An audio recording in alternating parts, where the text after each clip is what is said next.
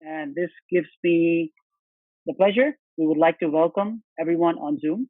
This is Navneet Agarwal from Navneet Gems, and I'm very glad to start our second piece of webinar, which will be about the very important topic in this month, and that is investment in gemstones. So, like I said, we can see people joining from really different places all across the globe. Thank you so much for coming and joining us today. We will also publish this video on NGM's YouTube channel and across our social networks. So if it's too late or something, you can always come back and catch up with this webinar later. So for those who are here with us, our speaker on this topic is Mr. Jeffery Bergman. He needs no introduction. He's one of the finest precious gemstone dealer and gemologist with 5 decades of experience in natural gemstones, diamonds, and fine jewelry. He is also the co-founder of the 8th Dimension Gems based in Bangkok. So, Mr. Jeffery, tell us a little bit about yourself. Greetings, everyone, from wherever whether you're free again or whether you're still locked down. We're happy to have you with us tonight. A little bit about myself. I started off my gem career at age 14 as a hobby, cutting stones, and I made money at it very quickly. And so, to me, I'm still doing my hobby 50 years later. I'm in the fortunate position where I never feel like I have to go to work. When I go to my office, I get to play with some of the most beautiful things that come out of nature, and everything that we sell winds up being a gift of love. So I always enjoy playing with the gems that pass through my hands and knowing that it's going to go into a ring or a pendant or earrings or cufflinks or a brooch or something like that, that is going to be given as a gift of love that people will wear and enjoy for possibly for generations. So I'm quite blessed to be in the arena of the trade that I'm in. But I started off really grassroots. My father was an electronics engineer for the U.S. Department of Defense. I had no interest in engineering whatsoever, and I just fell into gems by boredom and accident, and it stuck. And here I am, still doing what I enjoy every day. So that's me. That's amazing. So from the dream of becoming a marine biologist to the gemstone gemologist, how does that transformation actually happen? Well, I grew up from the age of 4 to 13 in a small town in East Coast U.S. in New Hampshire. And we were about an hour away from the beach. And I had a dream of being a marine biologist. And then when I was 13, 14, we moved to the outback of Australia. My father got a contract with the U.S. Department of Defense there. And all of a sudden, we're in a 1 square mile gated desert town military compound, hundreds of miles away by dirt road from the nearest ocean. No more access for me ocean-wise. We had no television. We had one radio station, the BBC.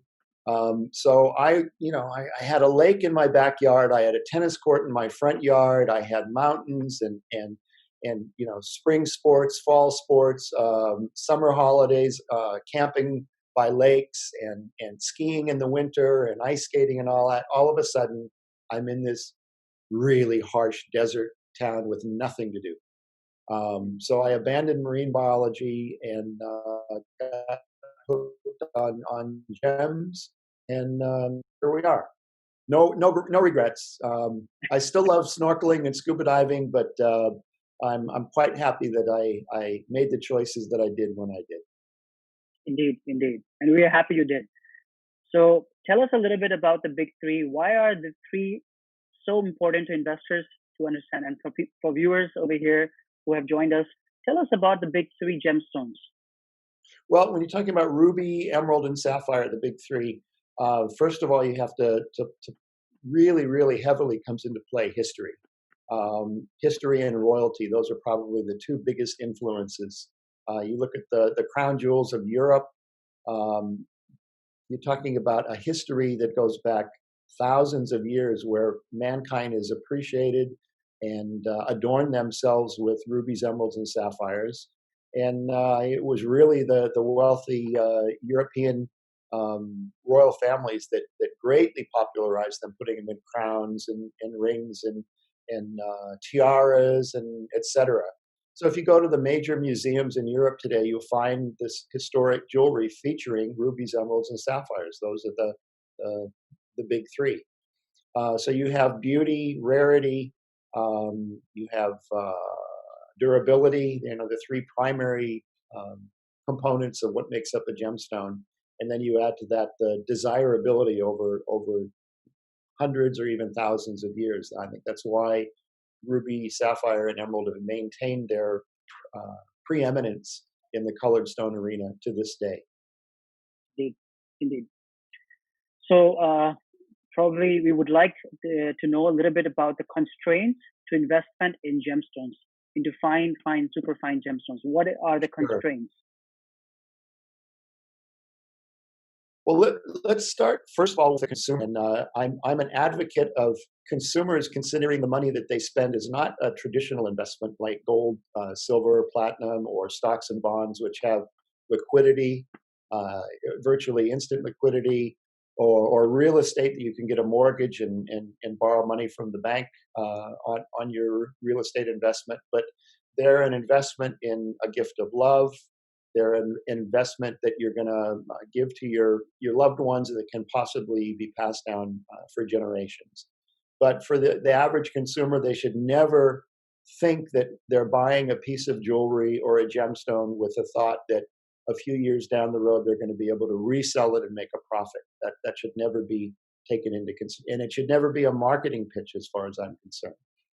But when you get into the high end, where people have the capacity of paying $500,000 to $5 million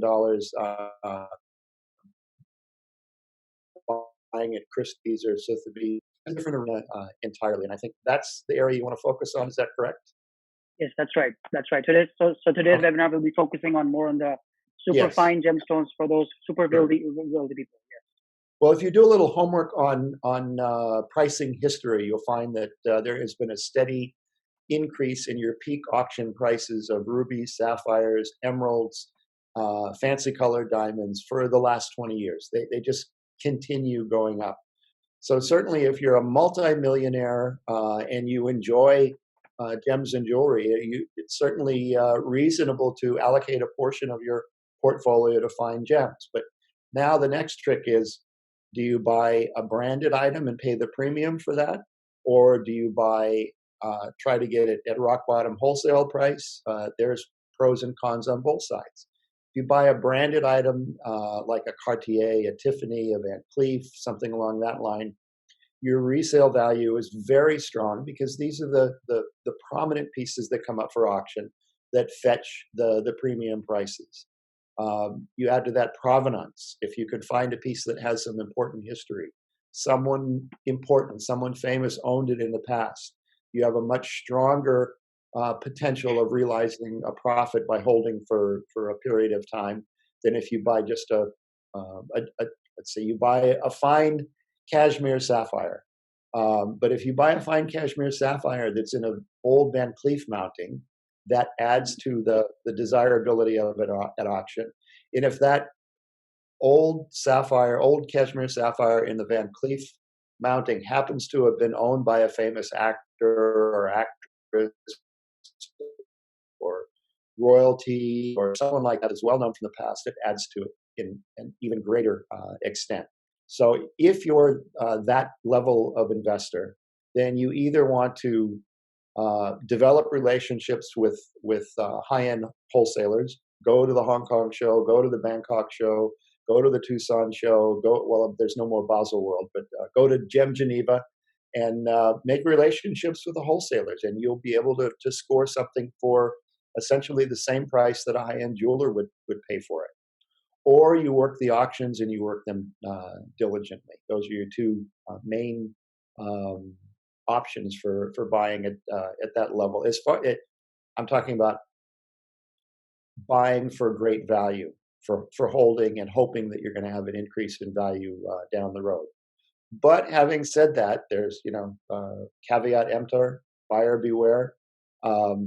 There's a percentage of every auction, Christie's and Sotheby's, there's a percentage of merchandise that fails to sell. So There's also other pieces that sell for 2 and 3 times what the pre-auction estimate is. So just because you have all the magic there, it's not a guarantee that you're going to sell it 5 or 10 years down the road for a premium. What there is that there's a general trend that has been documented over the last 20 years. So we can rely on the trend, but also we have to say times are crazy right now. We're entering into uncharted territories when it comes to investment. So 2 years ago, I would have said, oh, absolutely, this is a great time to buy natural vivid pink diamonds, vivid blue diamonds, top rubies, emeralds, and sapphires. Today, I'd say I'd be a little bit more hesitant to put big investment in those type of things.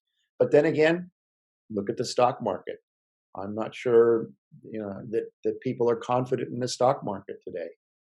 Gold, it's been up and down. It hasn't really performed fabulously in the last 5 years, but it's generally portable and it's instantly liquid. So gold has its advantages. So the whole concept of investment with the thought of a return, it's hopeful in all of those investments.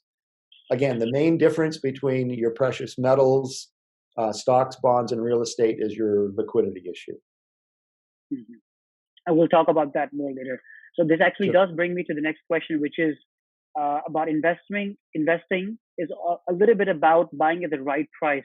So when there's a low, that is the right time to invest. Is this COVID-19 the best time or a better time, let's put it that way, to buy super fine, untreated gemstones, considering that the real estate and most businesses are uncertain or perhaps not doing so well? I would say at the moment I don't think we've reached a bottom yet. If you have the availability and you find something you like, certainly go for it. But I think as far as bargains go, I think we're still a good maybe 6 months before we see how this whole economic situation is going to shake out. In the colored stone arena, top rubies, emeralds, and sapphires, I haven't heard yet of a single dealer willing to discount 10, 20, 30% off of what their expected wholesale prices are. Now on the mid-range to low range, different story. Right now in the mid-range to low range, you can make fabulous bargains, but then what do you do with it? Who's going to buy it? Your average consumer right now isn't thinking about gems and jewelry. They're thinking about food, paying the rent, their jobs, what's going to happen in the next 6 months. So we're in uncharted territory. I'm hesitant to make any predictions at this point. The one thing I'm confident in, though, is that if you're very, very wealthy and you buy an exceptional gem that you really fall in love with, then you've got something that you can pass on to your children or your grandchildren. It's always going to hold value and be greatly appreciated. And it's portable too. You can put it in your pocket and fly anywhere with it. Well, that's what a lot of the Chinese buyers are doing for this reason. They're buying these expensive, super, super expensive fancy diamonds and some of the colored stones, Luzon oil or untreated rubies and sapphires for the same reason, I believe. So for some of the people here, we would like to know to invest into extra fine gemstones, which type of strategy should we follow? Should we follow a Warren Buffett sort of a strategy where we are having a long-term growth? Or we're supposed to follow a Peter Lynch, which is a growth and recovery? Or is it supposed to be a Benjamin Graham, which is a value-based proposition? What is your take? Well, I think that if you're a business person, it's a different dynamic. If you're in the gem business, we have to buy stones and hold them because we have to have merchandise to sell. So that's one side of the equation. But if you're not in the gem trade and you're wealthy and you want to buy gems and you have a hope that your gems are going to increase in value and that you're going to be able to sell them sometime in the future for more than what you paid for them, then certainly you have to stick with the best quality merchandise with proper lab reports. And it's definitely a buy and hold strategy because you don't have the liquidity. You have to wait. You have to put it on consignment with a wholesale dealer or maybe a retail jeweler, or consign it to an auction house, and they've got their commissions involved. So it's not a straightforward process when it comes to liquidating very expensive rubies, emeralds, sapphires, fancy colored diamonds, etc. So I would say definitely you have to, if you're not a trader, if you're not doing this professionally as your business, then you have to take the hold model. And as a trader, I have to say, boy, I wish I had held some of the things that passed through my hands 20 years ago. I remember I used to sell top red 2 to 3 carat Burmese spinels, clean stones. I used to buy them by the dozen for $250 a carat. And I had a Japanese client that flew in once a month and bought everything I had for $400 a carat. Today, the same goods I have a hard time finding for $4,000 a carat. You know, if I had just had the presence of mind to take the top 5% and just slide them off into my safe at that time, I'd have millions and millions of dollars worth of spinels in my inventory today. But, you know, you're in the middle of it, you're turning over, you're making a good profit. You're not thinking, oh, someday these are going to become really scarce and really valuable. Yep, that's right. That's right. So when you talk about ruby, sapphire, and emeralds, those are also, in terms of a trader, are those also a good investment or for a long term, or does the strategy change for somebody who's a trader, a gemstone trader? How does it work? Well, it depends on what your market is. You know, you have certainly a better profit margin with. I hate using the word semi-precious, but everyone understands what I'm talking about. You have a higher profit margin with semi-precious, but certainly for long-term market demand, if you're buying nice quality rubies, sapphires, and emeralds, this is the mainstay of the trade. This is the backbone of the trade. They probably make up, I'm just guessing, but I would say rubies and emeralds and sapphires probably make up at least 60 to 70% of the color business volumes around the world. So I don't think you can go wrong focusing on those three. But then there are some people who are very, very successful. You look at some of the Brazilian companies that don't touch emeralds at all. They're topaz, aquamarine, tourmaline. These are their mainstays, and they do very, very well. So a lot of it has to depend on where you're located, what your budget is, how big you want to get. I did big before. You know, I had an office in the U.S., office in Hong Kong, office in Bangkok, staff of 12. I was doing 2 Hong Kong shows, 2 Bangkok shows, and a Tucson show every year. And I sold everything from cheap garnets to really expensive rubies, irradiated blue topaz, tourmaline, emeralds, all of it, spinels, everything. And it's a lot of work. You look at companies like STS, you know, they've got a big name in Tanzanite, but they also do all sorts of other colored stone. You've got big overhead, you've got a lot of staff, you've got a lot of logistics, a lot of bookkeeping. That's one business model that some people are very, very successful with. I chose in the mid-90s to back away from that and get out of the volume business and focus strictly on quality. And it's greatly simplified my life. It's simplified my business. I make far fewer sales, but my average sale is much, much, much higher than most typical gem traders. For me, a cheap ruby is $50,000. Right. Gotcha. So some people want to know about real estate and compare the value of a superfine gemstone in relative terms. So I repeat, in relative terms of the real estate. How do we look at that? It's interesting you bring that point up because one of the famous stones that passed through my hands, I named the Crimson Prince Ruby. That was a 3.32 carat gem. I mean, near loop clean, top pigeon's blood red. Did I lose you there? Yeah, I'm here. I'm here. Okay, okay. Yep, yep. Um, I sold it to one of the top companies in Place Vendôme in Paris, and it's literally the value of a high-end Bangkok condominium that I can put in my pocket. So my wife calls them portable real estate. Um, the difference mainly is that you can't get a mortgage on a gemstone, but a condo you can't put in your pocket and Mm-hmm. fly to another country with. You know, if Mm-hmm. you're fleeing a conflict situation, your real estate has no value.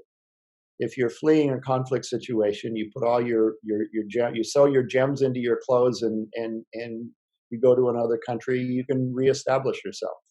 Um, Interesting thing happened during the Big Depression in the U.S. If you took the price of a gem quality ruby, the drop in price was equal to the drop in residential real estate.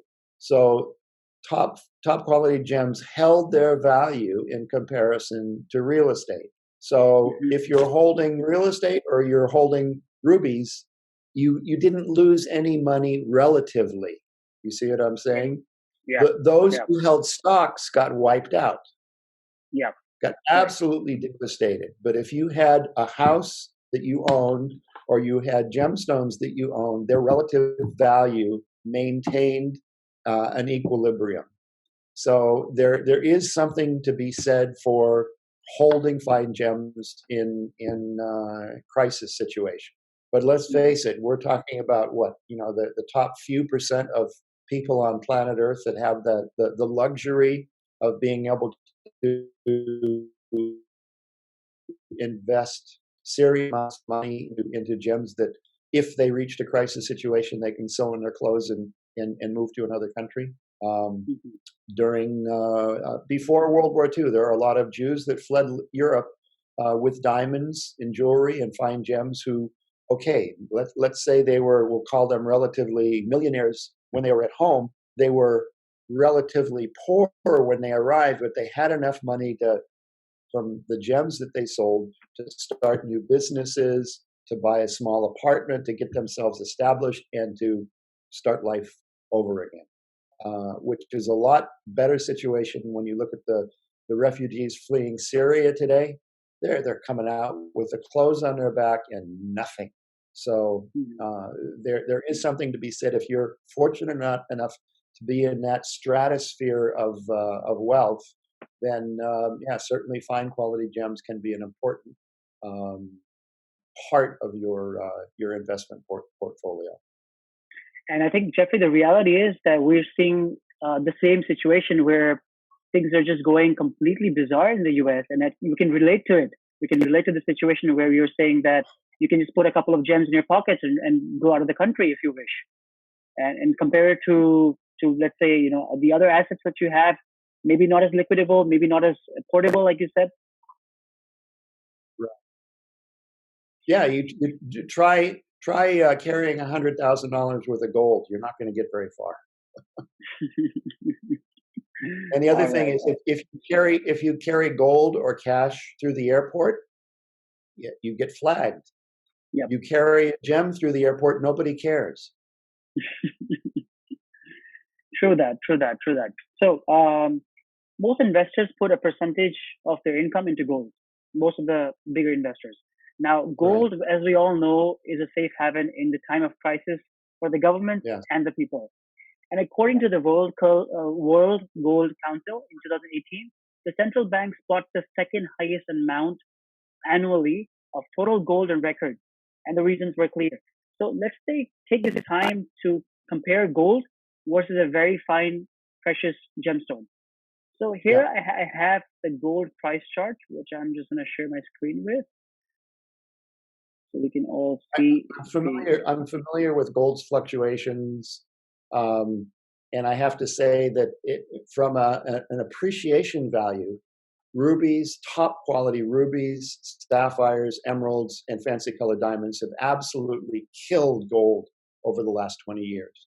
But Mhm. you don't have instant liquidity. That's the huge difference. And Indeed. your liquidity with gold is worldwide. and Mm-hmm. you're talking about a few percent from spot price you can liquidate at. But if you have, for example, you've got a 3 carat gem, near loop clean, unoiled Colombian emerald that's theoretically worth $100,000. If you're in a desperation situation, maybe you can only get $10,000 for it. But you can carry that where you can't carry that volume of gold. It just becomes impractical. Mm-hmm. Right. So I've actually created 3 scenarios here where we have 3 people. The first person is X person. He invests $100,000 in gold in roughly 1990. So Hmm. we're looking at it here. Can you see my mouse? Yep, I see it. Yeah. Okay. Roughly at $380 per ounce. That's around Right. 263 ounces. So the Right. average ROI is 5.15%, with a total of $453,000 approximately figures in today's terms. Yeah.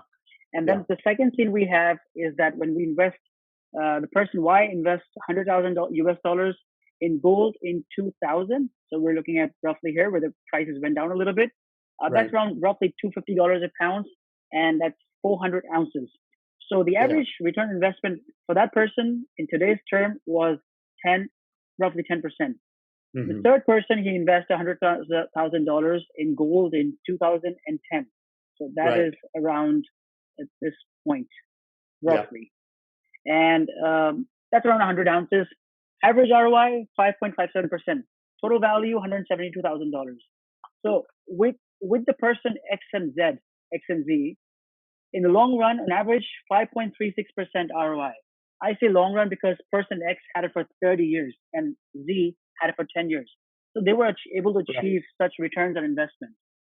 So you have been a trader for very fine, precious gemstones for 5 decades now. What sort of size and color would you tell an investor, not from the trade, of course, of the highest profiles to invest in for this long-term warm buffet strategy that you have agreed about? And what sort of ROI do you think a smart investor can achieve? Well, if we go just by the performance of let's take Ruby for example. In 1988, the world auction record for Ruby was for a 4 carat stone. It was about $100,000 a carat. Okay. Today, the auction record for Ruby is about $1.2 million per carat, and now we're up over 10 carat size.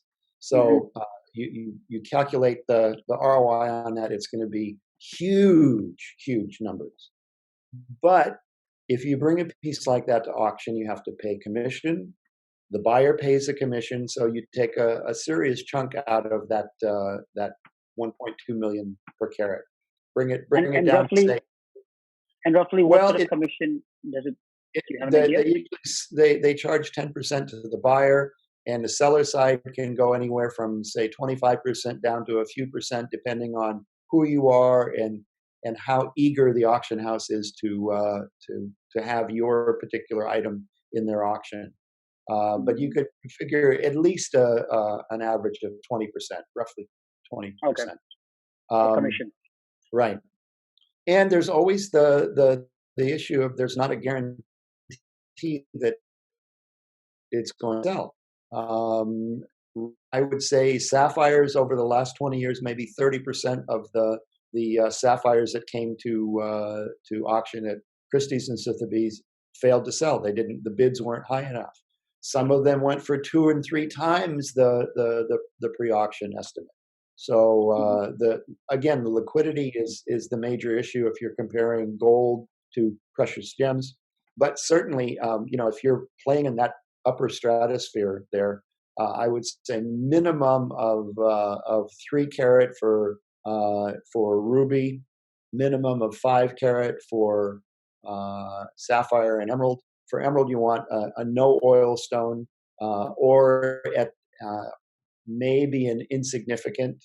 And the lab reports that are most respected at Sotheby's and Christie's would be AGL, Gublin, and SSEF for cashmere sapphires, Burma sapphires, Colombian emeralds, Burma rubies, etc. Those are your most important lab reports. Now, So, if you add again, if you add upon that if you buy a top ruby emerald or sapphire at auction and you buy it in a vintage mounting from Van Cleef or from Cartier or from Tiffany, then you add to the desirability of it when you bring it back for resale. So where you buy will have an effect on your resaleability. so when you say that it's better to invest in a no oil or a minor and an untreated ruby and sapphire, why do we go in that direction where it's always untreated and unheated? Why can it not be the heat treatment or any sort of treated rubies and sapphires? Is it just the Well, it's rarity or is it also the supply? rarity and demand. It's rarity and demand. If you go to your top luxury brands, they're not going to be featuring heat-treated Mozambique rubies or heat-treated Madagascar sapphires. It's all going to be unheated. And when it comes to emeralds, the vast majority of them are going to be insignificant or no oil if possible, minor at the very, very worst. But and then we're talking about the strict criteria for your clarity enhancement grading by AGL, Gublin, and SSCF. Which are their standards are very, very strict. There's other labs I won't mention their names, but you got Gublin, SSCF, and AGL are their grading standards are like this. Other labs are kind of out here. Some are like an accordion. It depends on who brings the stone. Depends on how the lab director's feeling that day, whether you get pigeon's blood or not, whether you get no oil or not, whether you get cashmere or not. So, but that's a different story. I think there's a lot of Bangkok blood in them, probably. Yes. So, tell us a little bit about the Chiquito emeralds that you have been involved in. Sure. Emeralds have not been a major part of my business. I got involved with the Colombians who first came to Bangkok back in the early '90s, and I was very helpful. They brought bags and bags of beautiful cabs, and I took them in my office. And I know what Bangkok manufacturing jewelers need. They need layouts. If you walk into a manufacturing jeweler with a big bag of cabs, they're going to look at them and they're going to hand it back to you and say, "I can't do anything with this." So I boxed up lovely layouts, necklace layout, earrings, ring, etc. And I sold, close to $100,000 worth of their cabs within a few weeks, paid them their cash, made my nice commission. They were very happy. They came back in a few months, but they had seen what I did. They didn't need me anymore. So they went off and did their own thing. And I continued selling Colombian emeralds and brokering them and featuring a few in my inventory. So they were apart. They were probably maybe 10% or less than my gem business. And then it was October 2018.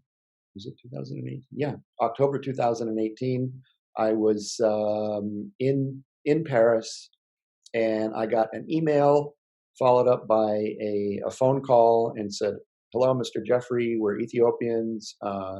We want to meet you. We're in Bangkok, and we're associated with the owners of this new emerald mine." So I thought, well, I'm sorry, I'm in Europe at the moment, but I'm happy to meet with you anytime. So they changed their flights and they waited for me, and I came back to Bangkok, and it was one of the tribal elders from the Chiquito area. It's the group is called the Bua Obsa Association, and it's about 300 locals that have a little mining cooperative doing mostly gold and tantalum on their own property, and they just by good fortune discovered emeralds there, and their deposit was producing the best quality material. So I made an agreement with them that was it's kind of the reverse of the Gemfields model. I was giving them 75% of the proceeds and keeping 25% on the manufacturing and marketing side.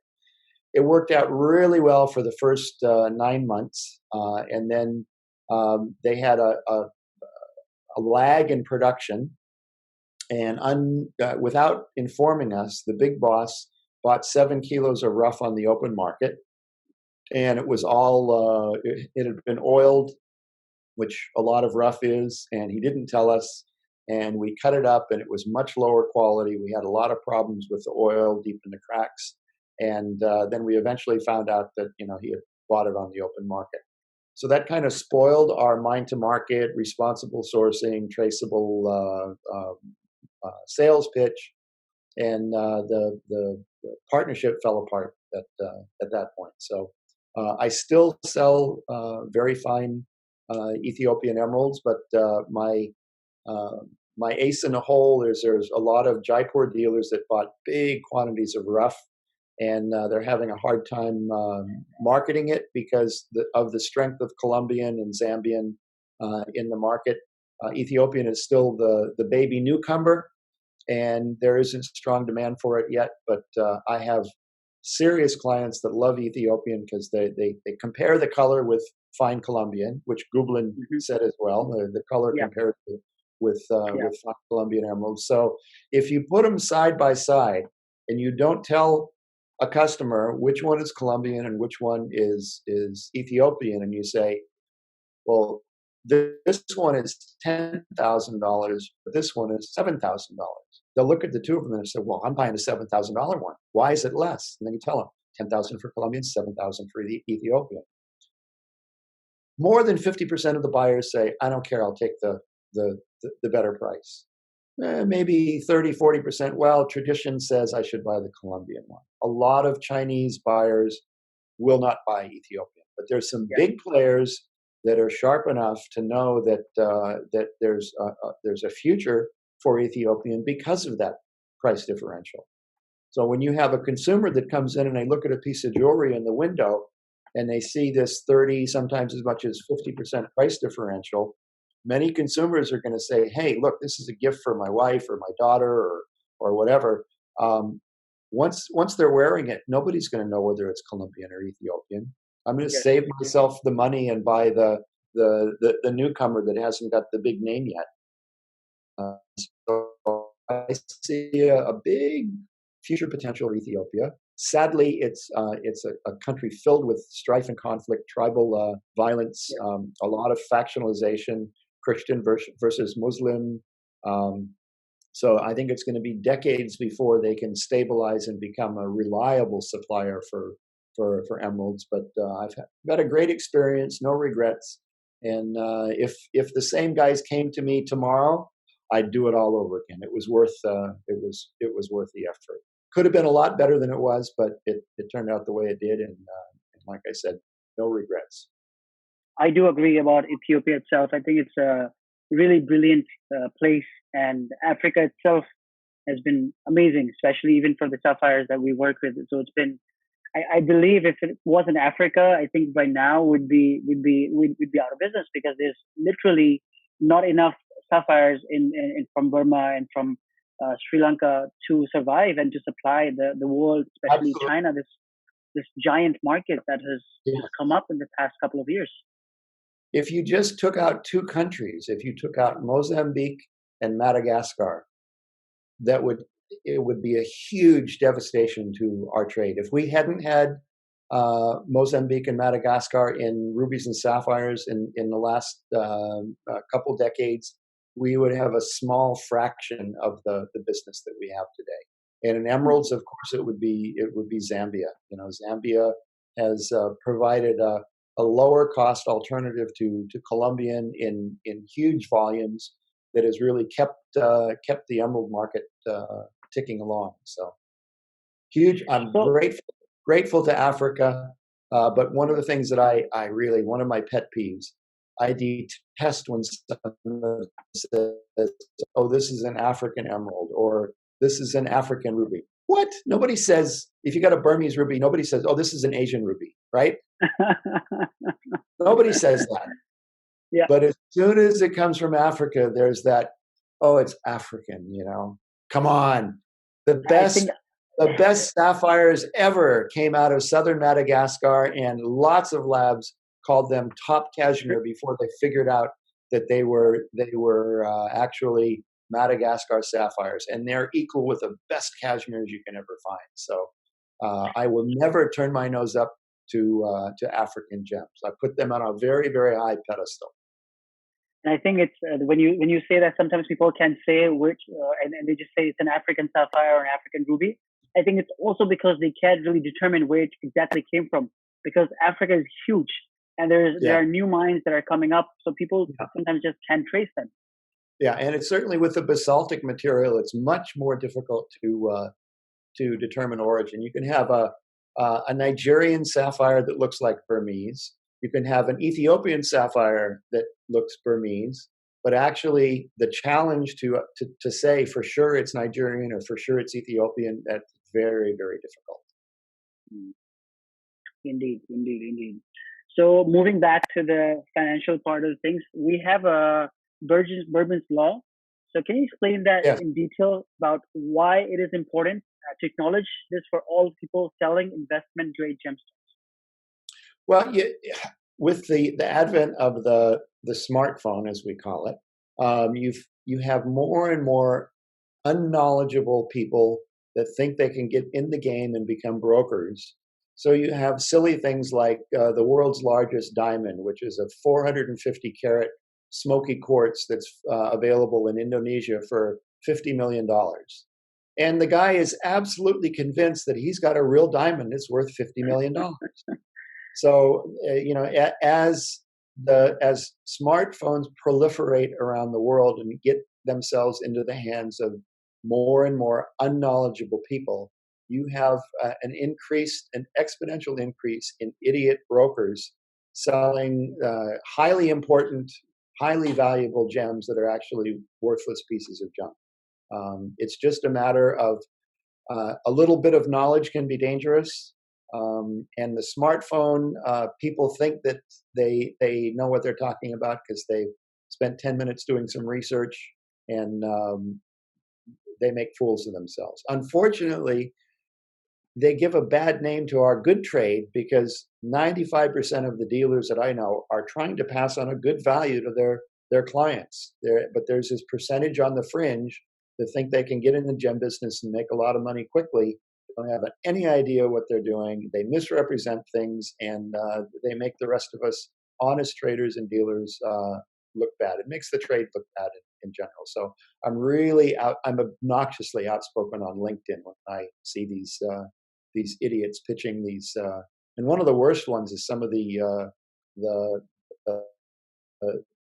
the diamond miners. And I look at it and I know damn well it's tumbled topaz with a polished surface, and they're trying to pass it off as natural diamond crystals. And some people get stuck. Some people, they buy into the greed and they think that they're going to make a big score, and they wind up paying thousands and thousands of dollars for rough topaz. So buyer Yeah, beware yeah. again.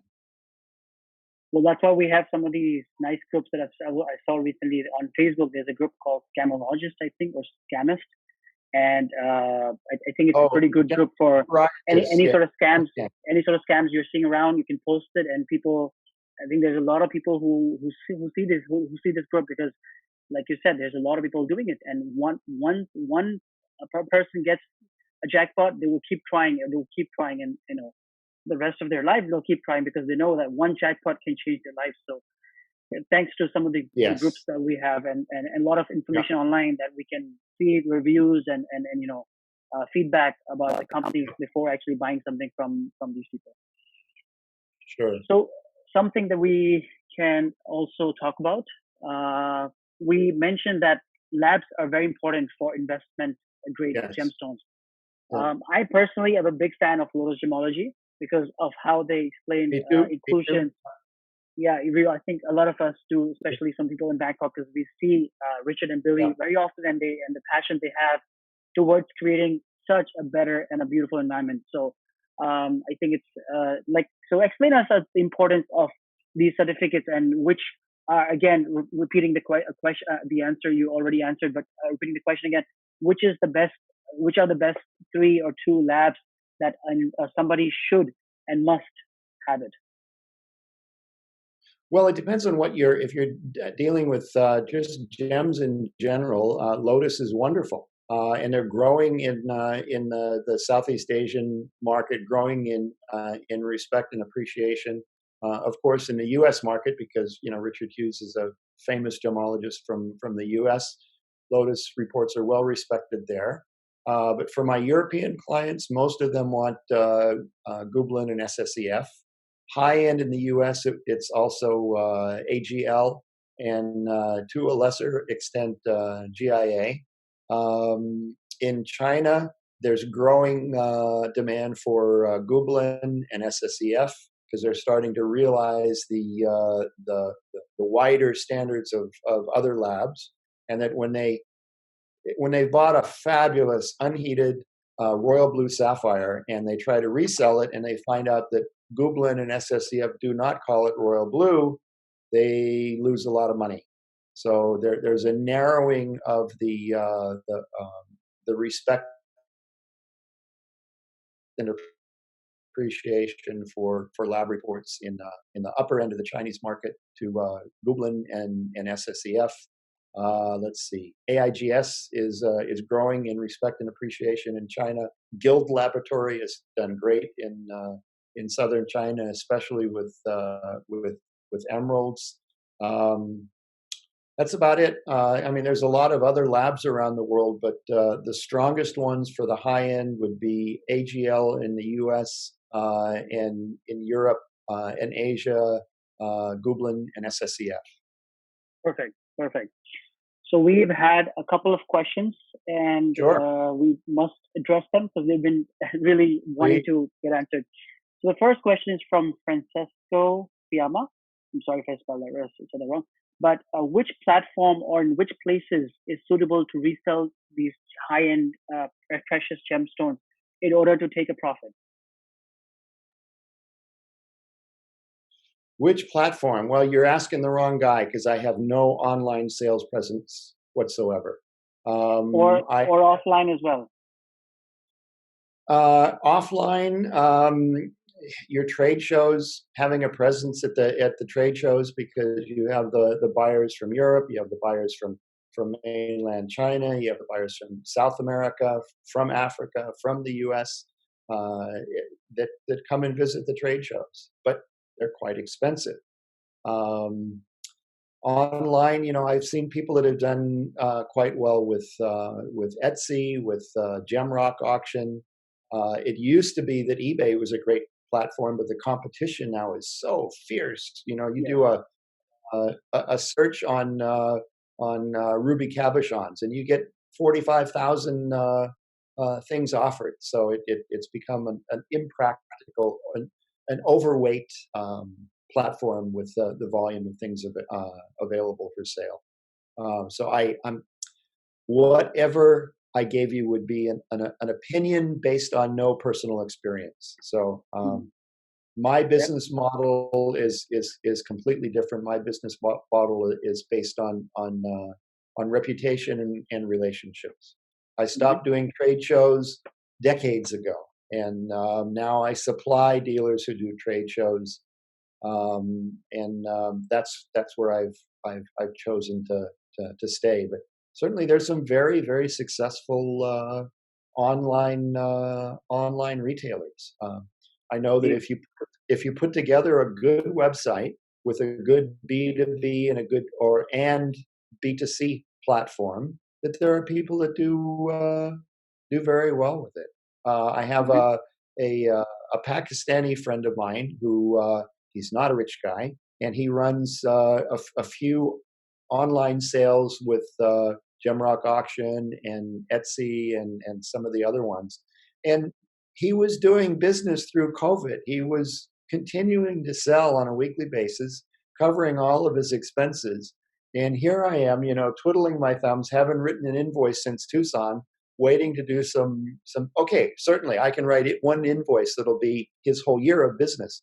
But he's feeding his family on his online presence, whereas as I'm just spending savings, So hats off to the people that have found a successful niche there. But I'm not the guy to give you advice in that department. Sorry. All right. So we'll move on to the next question. Thanks for answering that. From Loretta Castoro, the person asked, "Do price graphs exist for ruby, emerald, and sapphire?" So, do we have any sort of price guide or a price graph that he or she Yeah, can look at? there's a And few. There's a few. There's the guide, Richard gem, Drucker out of the U.S., but that's a paid gem guide. It's a paid subscription. I think it's about $300 a year. yeah, It's a yeah, good I think so. tool. There's also another one on the International Gem Society. Hmm. There's another one. What is it? GemCal or something like that. There's a few out there that, but remember, they are just guidelines, and there's no substitute for holding a gem in your hand in front of you and making a judgment based on seeing it. You can also look at the auction records and see how the prices have gone for the top end for sapphires, rubies, and emeralds over the last 2 decades. Um, but at the end of the day, whatever guide you have, it's going to give you some parameters. But when it comes down to having a stone in your hand that you're considering buying, now it's down to your experience, your relationship with the seller, how good a negotiator you are, what kind of volume you're going to purchase, what kind of terms you're expecting. Hmm. And probably one of the best places to score deals is the last day at gem shows, the last day at the Tucson show. You find someone that hasn't had that great a show, and you Hmm. find that perfect 3 carat emerald that you've had your eyes on, and you offer them half of what they were willing to sell it for. There's a good chance some of them are going to say yes because they're packing up. They didn't cover their expenses, and I'm thinking, well, it's better to go home with some cash in my pocket than not. So there's my guide for you. Perfect. Thank you. So, a couple of more questions. Actually, we're getting quite a lot of Sure, questions please, now. please. So, hope it is not too late. No, no, no. I've got plenty of Mariana from Mariana Musad, she says, "Jeffrey, do you think the gemstones will increase their value in the future?" Well, 4 months ago, I would have said with certainty. What's happened with COVID now is turned everything upside down. I think if we return to a relatively stable world situation where the economy picks up again and starts grinding along, China wakes up, India wakes up. Um, with China and India in the game, and even more so with India, because most of the Chinese for the last 2 generations they haven't had exposure to gems. They know gold, they know diamonds, they know jade, they know amber because these are historic within their cultures. But rubies, emeralds, Yeah. sapphires, and the rest of the stones are fairly new to them. Not so with India. India has a huge, 1,000-year tradition of gemstones being an important part of religion and culture. Hmm. So as the middle class, as the consumer spender in India expands, as India becomes more and more wealthy, the demand for colored stones there is going to continue to increase. We have dwindling supplies. We're in a situation right now where we need rubies so badly they're digging under the ice in Greenland in order to mine rubies because we're eventually going to run out of. Thailand and Cambodia used to be the major suppliers of rubies in the world. There's none Hmm. today. There's no mining producing Cambodian and Thai rubies anymore. Kanchanaburi used to be a major source of dark blue, nice commercial dark blue sapphires. Kanchanaburi is finished. Australia used to be a huge producer. Yeah. Australia is finished. So mining is a limited resource. There is no such thing as sustainable mining. As soon as you attach the word sustainable to mining, it's bullshit. There is no such thing as sustainable mining. Every mine has a limit. It will run out. It will become exhausted. More population, more people that want to buy gems, less and less supply. So the long term for gems is definitely increasing demand and increasing values. In fact, this afternoon, I got a certificate from Lotus Gemology. And I just want to read a quote, what it says when it came out to be a Thailand stone, and it said Siam. It says, for nearly 100 years, this is in the certificate itself, the sapphire mines of Kanchanaburi were major producers. The deposits have now largely depleted, thus making such stones increasingly rare. Yes. Yeah, So exactly. indeed, Exactly. indeed, I I have think it totally. clients that ask. I have clients that ask me specifically for Thai rubies, and they are unavailable unless you go to people that have old stock that they're willing to sell. Yeah. They're just plain unavailable. Hmm. So we have a lot of questions coming up. So Yeah. we'll ask the question from Mr. Dimitar Kostevsky. He asks, "Hello, I'm relatively new in the gem trade, and also I'm a gem cutter. So, what is the best way to start trading with gemstones?" And he's from Macedonia. So he says he also asks, "What do you think about ruby from Macedonia, Quebec?" Do you have any Okay, idea about let's that? start with your first question. That's how I started in the trade as a gem cutter. It's a Hmm. great place to start because you learn the material better than anyone else. You're going to have an edge on knowledge that no one else in the trade is going to have. I understand rough, and I understand the cut product, the finished product, because I started off as a cutter. So you're already ahead of the game, and if you can use your own labor on material that you buy, then you're ahead of the game even more. The biggest piece of advice I can give you is the trend is towards finer and finer quality cutting. So if you do a great job on your cutting from the start, you're going to have a greater demand for your product. Macedonia ruby, beautiful, mostly pinkish cabochon quality. It's fairly rare and obscure, but I've seen beautiful material that would make great cabs and beads. But I've never seen anything that you would consider a nice facet grade. But it's Mother Earth. You never know what could wind up coming out of there. So um, and certainly if you have an exotic source like that and you produce beautiful quality cabs, calibrated cabs, you're going to find a demand for them, especially in Europe, because Europeans more so know of Macedonian ruby, whereas most of the rest of the world has never even heard of it. They've never even heard of Macedonia, let alone Macedonian ruby. Sorry. How is that different from Greenland ruby? I have a question. Sure. Greenland Ruby, for the most part, the best quality is very small sizes, Hmm. and the majority of it needs heat treating with flux. And I think their strongest point is their hot pinks. They Yes. produce some beautiful hot pink cabs, and you can get them calibrated in volume. You know, if you need a thousand matching 8x6 hot pink heated cabs, you're going to pay a premium because they've got the mind to market, traceability, ethical, save the polar bear marketing pitch. You're going to pay a premium for them, but you have a unique product that's difficult to order in quantity from other suppliers. I hope that answers this question. Seems very relevant to the information we have provided. So we have a question from Gemologist Council. With regards Sure. to ruby, do you think the status of ruby from Burma can be replaced with any other source if all the factors are the same? You can't have all the other factors the same because of history. It's impossible Right. to erase. Right.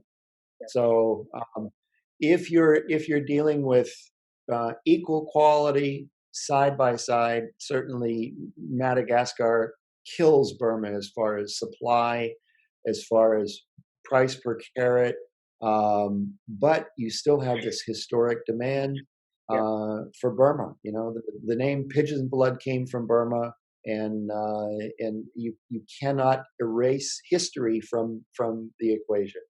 Personally, if I'm just a mid-range investor, not at the top, I would put my money in fine unheated, the best quality unheated Mozambique rubies I could buy.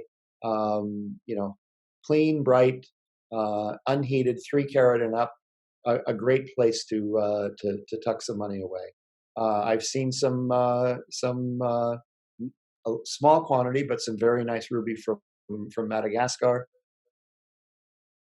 Didi produced a little bit for a little while before the military came in and shut it down because it was encroachment in a national park, but produced some stunning stones. Windsor in Tanzania. The most mind-blowing ruby I've ever held in my hand was a 4-carat Windsor that looked like a screaming synthetic. Most people that looked at it could not believe that it was a natural ruby. So the other sources can produce some really exciting material, but when it comes out into the market and it doesn't have the Burma name attached to it, it doesn't have that provenance sizzle. So it's really, you can compare all the other sources together and leave Burma separate. I think that's the best way to approach it. And a pricing differential, I'll give you an example. The best best Madagascar over 3-carat, I wholesaled for $65,000. The best 3-carat Burma, I wholesaled for $150,000 per carat. So you're talking about nearly 10 times the price for a 3-carat Burma compared to an equal quality 3-carat Mozambique. All because of what the piece of paper said, the provenance. 3 lab reports said Burma origin, no heat. It is always a story, I believe, that sells for gemstones. So the same person asked again, recently the Tutti Frutti bracelet, which was auctioned online for $1.25 million during the lockdown, where the majority of the sentiments are not in place. What do you think the future of such auction for 2020 and 2021? Do you really believe that serious investors will be still interested in such auctions? Absolutely.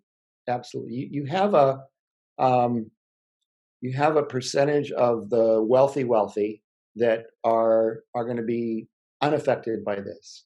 You know, if you're worth $100 million and you lose half of your net worth, so what? You still got $50 million. You can still spend a few $1 million at an auction and buy something beautiful for your wife, and it's not going to put a dent in your net worth. So at that arena, no effect. But when you drop down in price points, and the lower you go in price, the less demand you're going to have. That's where I think we're going to see the big hit in the auctions. Is as more and more people come into financial distress, you're going to have more and more people liquidating their jewelry in pawn shops, selling them at auction. So it's your mid to lower price merchandise that is going to become harder to sell and is going to be going for lower and lower prices at auction. But your really high end, I think, is going to be virtually unaffected by this. That I think does answer Gemologist Council's next question, which was, what is the financial range of mid-level and high-level investors?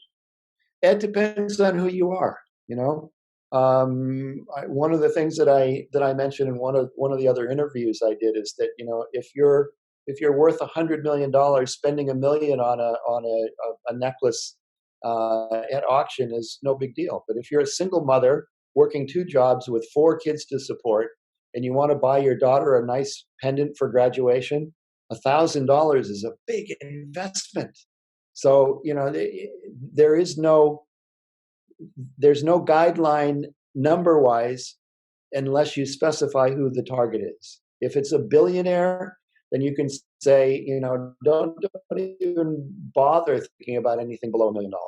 But, you know, if you're a millionaire, if you have $1 million in assets, spending $10,000 is something you think seriously about. You know, it's a different equation. So it depends on where you fall in the wealth chain. So Mr. Mubashir Mansoor, he asks, I wonder which of the 3 big stones does Mr. Bergman prefer if all the 3 options were offering the same profit margin? I think I would still go for top Burma rubies. They have a soft spot in my heart. But a very, very close second, if I'm going to put my money into something, would be top Madagascar cashmere-like sapphires, because they are a bargain. They're 10% of the price of an equal-looking cashmere, equally as beautiful, Not quite as rare, but if you're going to spend 100,000 a carat on a top 5 carat cashmere, or 10,000 on a top 5 carat Madagascar that looks the same, buy the Madagascar stone. So if it was purely from a long-term buy and hold, put the money in the Madagascar. You buy a lot more stones, and you get a lot more enjoyment out of it. But if you're going to sink a lot of money into one single stone, for me, it would still be a top unheated Burma pigeon's blood. Great, great, great. So Adam Guzon, he asked, Jeffrey, tapping into your experience with the finished goods side of the market, the fine and high-end jewelry, which you have an expertise of, can you provide any advice for the first generation jeweler who aims to reach the high levels of the market? In fact, Adam is a GIA as well, so we studied together, so we know each other that way. Okay. So please. The element that at high end you don't hear talked about so much is design. If you've got a great design and you're working with a great designer, that gives you an edge over the competition. Meticulous attention to top quality finishing work. I worked with a company here in Bangkok that started manufacturing jewelry in commercial quantities back in the 90s, and on the face they looked fabulous, but when I turned them over and looked on the inside, they looked horrible. I mean, nasty. You had burrs sticking up, and it wasn't cleaned and polished. And I bought a French book on what's called azuring, which is the meticulous basket work, cage work that's done on the inside of a piece of jewelry.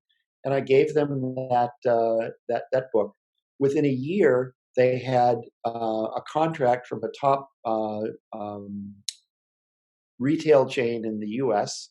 that was in department stores, all because their jewelry cost the same, it looked the same, except when you turned it over and looked at the back, it was perfect. So pay meticulous attention to detail, to your finish work. Do things like the Japanese love to do. They will stamp in the shank the weight of the center stone and the total weight of the side stones. So you have a record, so that wherever that piece of jewelry goes, you look in the shank. Oh, it's a 3.21 carat ruby. You know exactly. It's got a carat 92 of diamond melody. Little things like that to set yourself aside. Make sure you create a logo that you can put in stamp form, and stamp every piece of jewelry with your particular logo, so that you're branding your piece of jewelry. I've never manufactured jewelry as a real part of my business model, but I pay attention to what I see out in the market, and those are the things that I would look for that would set you apart in the high-end jewelry arena. Perfect. Does that help? So yeah, I bet. And if you have any more questions, please send them over, because this is the last question we're answering from Mubashir Mansoor. He asked, have you come across any book on gems or gemology which you would say have changed your point of view and would highly recommend?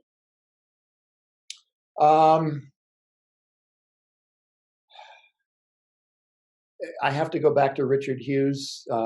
His ruby and sapphire work there's nothing else in the world that compares to it. Definitely Ruby and Sapphire by Hughes. I can't think of a single book that I can mention in emeralds that would fit that bill. There's several good books out there about emeralds.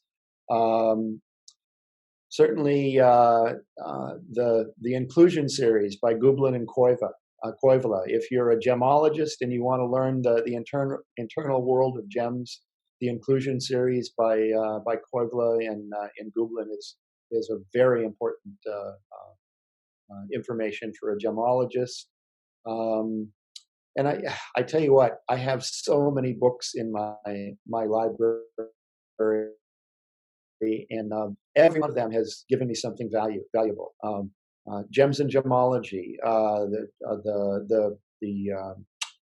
the Gem publication, I can't even think of the name of it right now, but the Gem's Gemmological Journal, the Gemmological Journal of the Australian Gemmological Journal.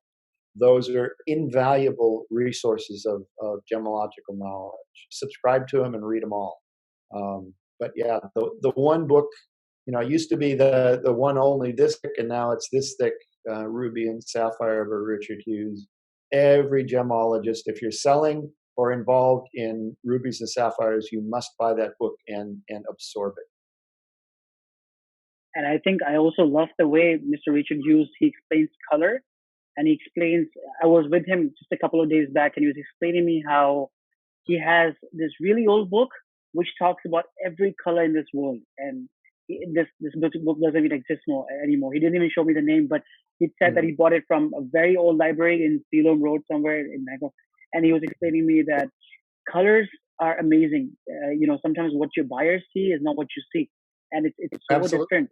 It's so Yes. unique to each eye, Yep. and to the lighting conditions, and to the moment, to the feeling you have. It's pretty amazing. I had a personal experience with cataract surgery.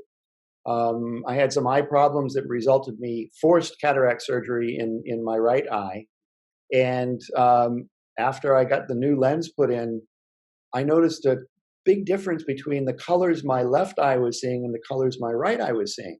My right eye with the brand new lens was seeing everything was bright and crisp, and white was white, and blue was vivid, and red was screaming, and green was amazing, and everything was kind of a bit grayish and dull in my left eye.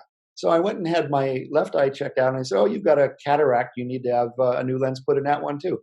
Got the new lens, and all of a sudden, all the colors are screaming. So as we get older, our eyes deteriorate, and our color perception changes. So it's very, very important to understand that even my wife and I fight over. She has a color blindness condition, so we argue over colors. Now I know I'm always right because I'm a gem dealer, of course, right? But here we are. We're married for 15 years, and we still disagree on colors. Color perception is different for every human being, and lighting makes a huge difference in spinels. Oh my gosh! If you put spinels in the wrong light, they look horrible. Put them in the right light. Put them in the right light, and they scream. So yeah, lighting and color perception are hugely important to consider when you're buying and selling gems. But so I did We my have our buying light and our selling light. yes, we do, and we also have our rough light. When we're Yes. buying rough material, I'm sure you do as well, for different Sure. colored stones and different Yeah. color lights. Yeah, amazing. I think we have answered all the questions. So anybody who wants to ask a question, okay, we do have a question again. How do you decide or categorize that the stone is actually a beautiful and an exclusive piece? Well, experience, and we have certain parameters of color, clarity, cut. Cut is becoming more and more important in the trade. Fine cutting improves the overall sparkle and beauty and brilliance of a stone. The best way to get an education there is gem shows. You go from booth to booth. You say, "I want to look at your 1 carat sapphires," and compare and see what the difference in evenness of color, when you've got a little bit of added gray or a little bit of added green, how the clarity affects the overall beauty, how the cutting affects the overall beauty, and again, we get back to beauty is in the eye of the beholder. I know some clients that are just crazy about cabochons. You show them a clean, bright, faceted stone, and they say, it could be fake. Yeah, But they want like a lovely sugar loaf or something like that. And you cannot convince them to buy a clean, faceted stone. So beauty is definitely in the eye of the beholder. But trade shows are your best place to get an education with your eyes, because you have such a variety that you can see and compare on the same day. great. And I think also making contacts within the industry, talking to people, I think meeting them Really great experiences. I've had some great experiences over the past few weeks meeting really interesting people, including Mr. Victor. She showed me this amazing piece of 500 and something carat of kunzite, and he cut just recently, and he sent them to the Guinness World Record books. Amazing. I mean, meeting new people, learning new things. I think that's the way to go about it. So I think we've answered all the questions. So if you have Great. anything else to add, otherwise we'd like to thank you. I thank everyone for joining us this evening, and it's I'm looking at the point that I'm 64 now, and I have to pass the hat to the new generation. And knowledge is power. It's knowledge and then wisdom. If I can pass on some of my knowledge and wisdom to the newcomers and the youngers in the trade, it makes me feel good. So thank you for the opportunity of sharing with you tonight, and thank you for taking time out from your busy schedules and joining us online. Mr. Jeffrey, thank you so much for being here, for spending your time. We know this time has been valuable for you, your experience to all of us, and everybody has been very helpful, and a lot of questions have come up. So thank you so much. 20 questions you've answered. So I think it's a very good achievement from your side. So thank you so much for being patient and answering all the questions. Thank you so much for your time. We'd like to say that's it for this webinar. We hope that all of you have enjoyed the video. For those of your friends that have missed out on the webinar due to the time, we'll be publishing on our YouTube channel, Navneet Gems. So do follow that. If you have missed it, do share it with your friends, and you can contact Mr. Jeffrey directly or contact me for any questions. We're free, always willing to answer and help in any way we can. Thank you so much, Mr. Jeffrey. Thank you. Cheers. Bye-bye. Take care. Sawadee Kap. Sawadee Kap.